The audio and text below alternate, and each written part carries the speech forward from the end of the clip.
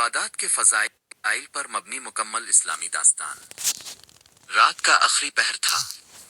گاؤں کے مٹی کے گھروں پر خاموشی چھائی ہوئی تھی۔ آسمان پر ستارے جگمگا رہے تھے اور ٹھنڈی ہوا کھیتوں کو چھو کر گزر رہی تھی۔ انہی گھروں میں ایک بوڑھا شخص رہتا تھا، نام تھا حاجی عبدالکریم۔ گاؤں کے لوگ ان کی عزت کرتے تھے کیونکہ وہ ہمیشہ نماز، روزہ، تلاوت قرآن اور ذکر میں مشغول رہتے تھے۔ لیکن یہ کہانی حاجی صاحب کی نہیں، بلکہ زید کی ہے، ایک نادان بے پرواہ نوجوان جو عبادت کو بوجھ سمجھتا تھا۔ شروع سفر۔ زید ہر صبح دیر تک سوتا رہتا، موبائل اس کی زندگی بن چکا تھا۔ کبھی نماز کے لیے کوئی آواز دیتا تو جواب دیتا، ابھی وقت ہے، بعد میں پڑھ لوں گا، مگر وہ عبادت کبھی نہ آتا۔ ایک دن اس کی زندگی بدلنے والی تھی۔ وہ صبح کے وقت باہر نکلا تو اس نے حاجی صاحب کو دیکھا، 100 سال کے قریب عمر، مگر چہرے پر ایسا سکون جیسے روشنی برس رہی ہو۔ زید حیران تھا۔ وہ پاس جا کر بولا، حاجی صاحب، آپ اتنے بوڑھے ہو کر بھی ہر نماز مسجد میں کیسے پہنچ جاتے ہیں؟ حاجی صاحب مسکرائے، بیٹا، عبادت تھکاوٹ نہیں دیتی، عبادت نور دیتی ہے۔ زید نے دل ہی دل میں سوچا، نور؟ یہ کیسا نور ہے؟ مجھے کیوں نہیں ملتا؟ پہلا واقعہ، نماز کی طاقت۔ اگلے دن کچھ عجیب ہوا۔ زید اپنے کھیت میں کام کر رہا تھا کہ اچانک اس کا پاؤں پھسل گیا اور وہ ایک گڑھے میں گر پڑا۔ زخمی تو نہ ہوا مگر خوف زدہ ضرور ہوا۔ وہاں اسے بچایا مسجد کے مؤذن نے، جو فجر کی نماز پڑھ کر واپس جا رہا تھا۔ مؤذن نے اسے اٹھاتے ہوئے کہا، بیٹا، اگر تم فجر پڑھنے آتے تو اس وقت اس راستے سے نہ گزر رہے ہوتے۔ عبادت اکثر انسان کو ان راستوں سے بچا لیتی ہے جن میں نقصان چھپا ہوتا ہے۔ زید خاموش ہو گیا۔ اس کے دل میں پہلی بار نماز کی عظمت کا احساس جاگا۔ دوسرا واقعہ، قرآن کی برکت۔ ایک رات جب ہوا تیز تھی اور بجلی بند تھی، زید گھر میں بیٹھا تھا۔ باہر کسی کے قدموں کی آواز آئی۔ وہ خوفزدہ ہوا کہ شاید کوئی چور نہ ہو۔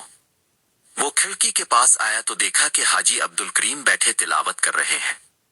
ان کی آواز میں عجیب سی مٹھاس تھی، جیسے ہر لفظ دل میں آتر رہا ہو۔ زید نے پہلی بار قرآن کو دل سے محسوس کیا۔ اگلی صبح اس نے حاجی صاحب سے پوچھا، کیا قرآن پڑھنے سے ڈر ختم ہو جاتا ہے؟ حاجی صاحب نے کہا، بیٹا، قرآن دل کا سکون ہے۔ جو قرآن سے جڑ جائے، اللہ اسے خوف، بے چینی، پریشانی، ہر چیز سے محفوظ کر دیتا ہے۔ یہ بات زید کے دل میں جم گئی۔ تیسرا واقعہ، دعا کی قبولیت۔ ایک دن زید کے گھر میں پریشانی آ گئی۔ اس کی ماں سخت بیمار ہو گئی۔ ڈاکٹر نے 2 دن تک کوئی امید نہ دلائی۔ زید کی دنیا اندھیرے میں ڈوب گئی۔ وہ پہلی بار مسجد کی طرف بھاگا۔ وہ پہلی بار سجدے میں گرا اور پہلی بار آنسو بہے۔ اللہ، میری ماں کو شفا دے۔ میں عبادت چھوڑ بیٹھا تھا مگر اب تیرے در سے دور نہیں جاؤں گا۔ اس دعا میں ایسا درد تھا، ایسا ایمان، کہ اگلی صبح اس کی ماں کی حالت بہتر ہونا شروع ہو گئی۔